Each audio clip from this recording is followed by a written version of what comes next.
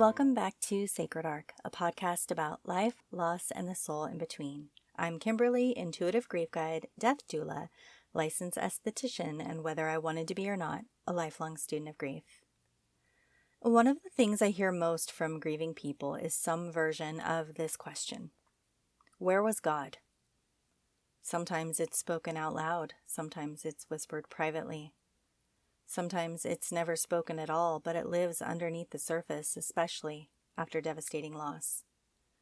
Because grief doesn't only challenge our hearts, it often challenges our beliefs, our understanding of life, our understanding of death, our understanding of fairness, and sometimes even our understanding of God. I grew up in the church. Faith wasn't something that existed on the sidelines of my life. It was woven into my childhood, into the way I understood the world, into the way I understood suffering, into the way I understood hope.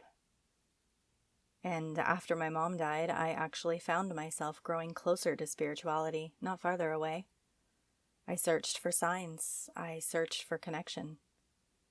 I searched for reassurance that love somehow continued beyond physical death. And in many ways, I felt comforted by my faith during that season. But losing my son was different, very different. Because there are some losses that don't just break your heart. They break your framework. They shatter the assumptions you had about life itself. And after Isaac died, I found myself asking questions I never thought I would ask. Questions that felt uncomfortable. Questions that felt disloyal. Questions that felt frightening. Questions about God. Questions about suffering, about fairness, about why some prayers seem unanswered, and about why terrible things happen to people we love. And I know I'm not alone in that, because grief and spirituality often become deeply intertwined. Not because loss gives us answers, but because loss forces us to confront the questions. I think many people assume spirituality either survives grief or disappears because of it. But I don't think that's how it usually works. I think grief often makes faith more complicated.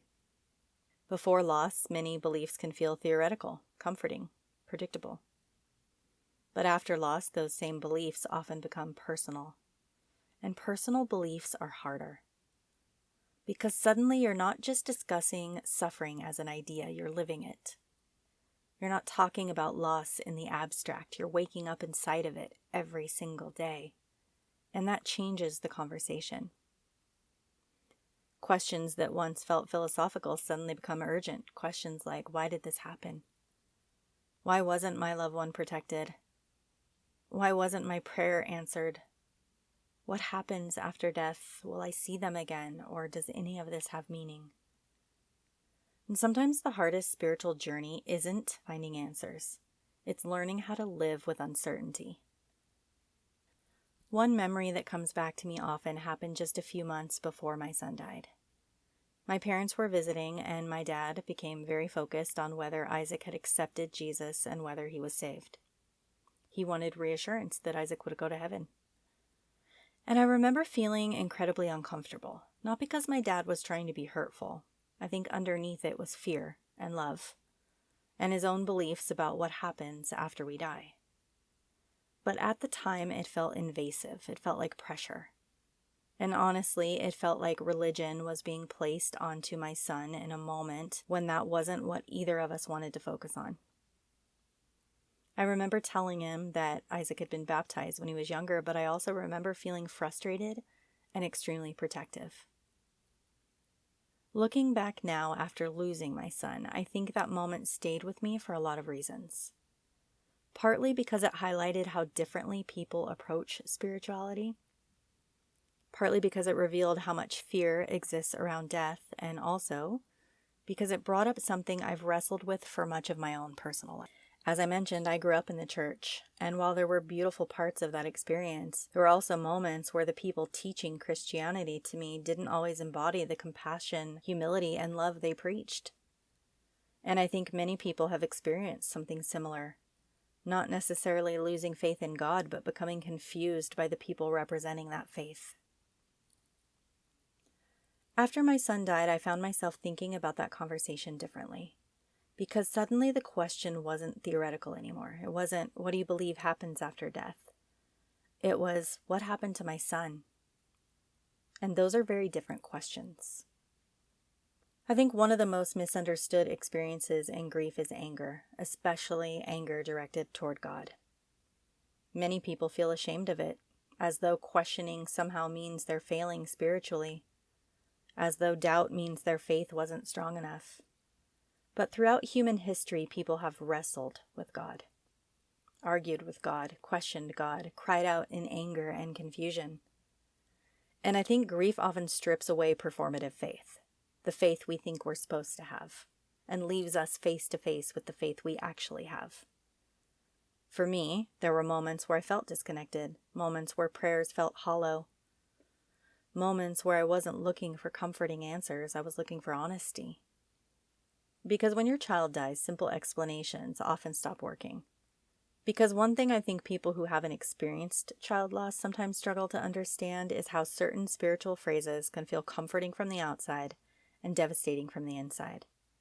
Because when someone loses a child, they aren't grieving an idea. They aren't grieving a concept. They're grieving a real human being. Their son, their daughter, their baby, the person they loved more than anything. And when you're sitting in that kind of pain, comments like, God needed another angel, they're with Jesus now, everything happens for a reason, God has a plan, can land very differently than people intend.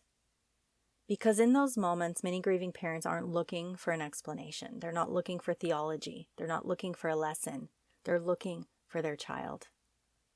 And if I'm being completely honest, there were moments after losing Isaac when hearing those comments made me angry. Not a little irritated, angry.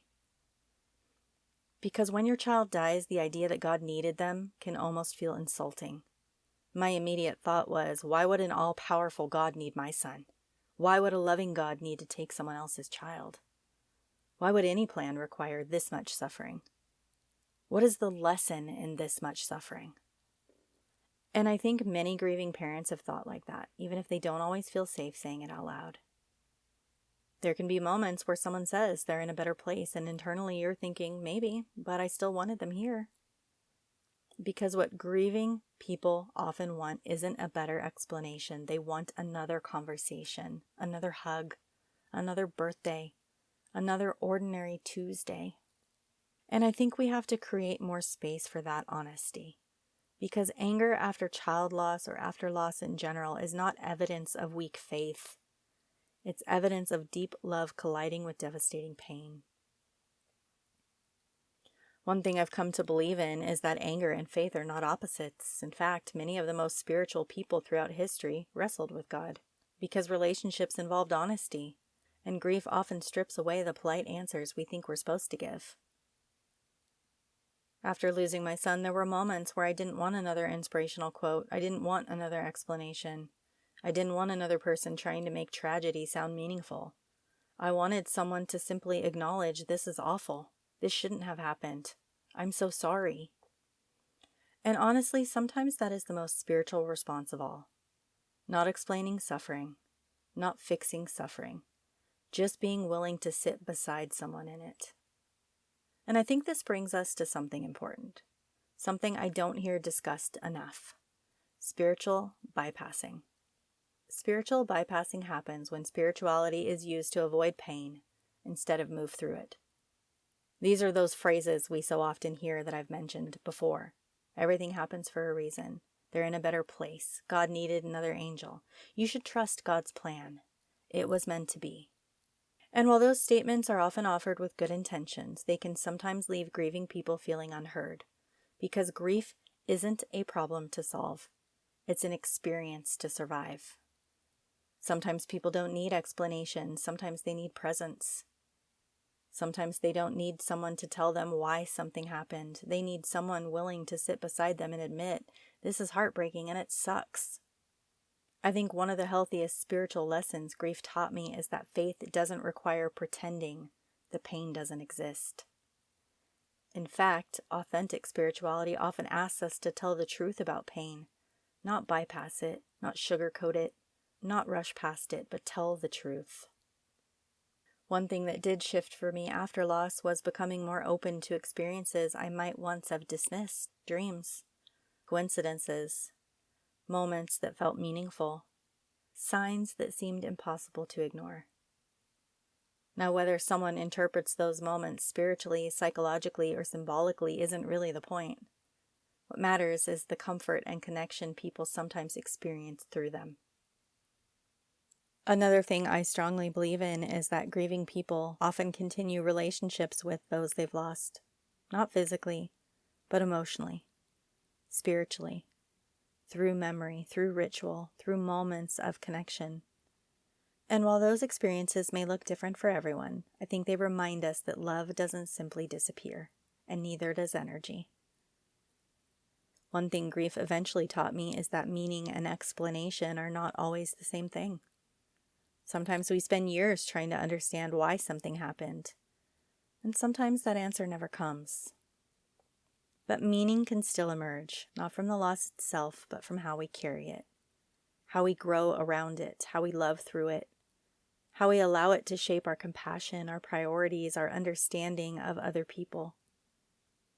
Meaning doesn't erase suffering, and suffering doesn't automatically create meaning. But many people eventually find ways to create meaning from what they've survived. I think one of the healthiest things grieving people can do spiritually is give themselves permission to be honest. Honest about doubt. Honest about anger. Honest about confusion. Honest about religion or spiritual beliefs, and honest about disappointment. Because spirituality built on honesty tends to survive, but spirituality built on pretending often doesn't. I also think it helps to remember that faith and doubt are not opposites. Many times they exist together. You can believe and question. You can trust and struggle. You can hope and hurt at the same time. And perhaps that's part of spiritual maturity, not certainty, but the willingness to remain open while carrying unanswered questions. Before we close today, I just want to say, if grief has changed your spirituality, you're not doing it wrong. If you've questioned things that you never questioned before, you're not failing. If you've felt angry, disconnected, confused, abandoned, you're not alone. And if your beliefs look different today than they did before your loss, that doesn't necessarily mean you've lost your faith. Sometimes it just means your faith is evolving. Sometimes grief burns away what no longer feels true and leaves us searching for something deeper, something more honest, something we can actually stand on. I don't think grief is meant to provide all the answers, and I don't think spirituality is meant to eliminate all the questions. What I do think is that both invite us into a deeper conversation about love, meaning, connection, mortality, and what it means to keep living after our hearts have been broken. I've learned that faith after loss often looks different than faith before loss. Less certainty, more humility, less black and white, and more mystery. And maybe that's okay. Because sometimes healing isn't about finding perfect answers. Sometimes it's about learning how to keep walking, even when some questions remain unanswered. If it feels okay for you here, I'd like for you to close your eyes and just place one hand over your heart and one over your stomach. Take a moment to settle in here as you feel supported. Take a slow breath in through the nose and a slow breath out through your mouth. Now think about someone you love and miss. Notice what comes up. Not the explanations, not the theories, just the love. Because before any belief system, before any answer, before any spiritual framework, there was love. And there still is. Grief may change what we believe, but it also reveals what matters, and sometimes the most spiritual thing we can do is tell the truth about both. Because faith isn't always the absence of questions. Sometimes it's the willingness to keep searching while carrying them. This has been Sacred Arc. Thank you so much for listening, and I'll meet you again in the space between.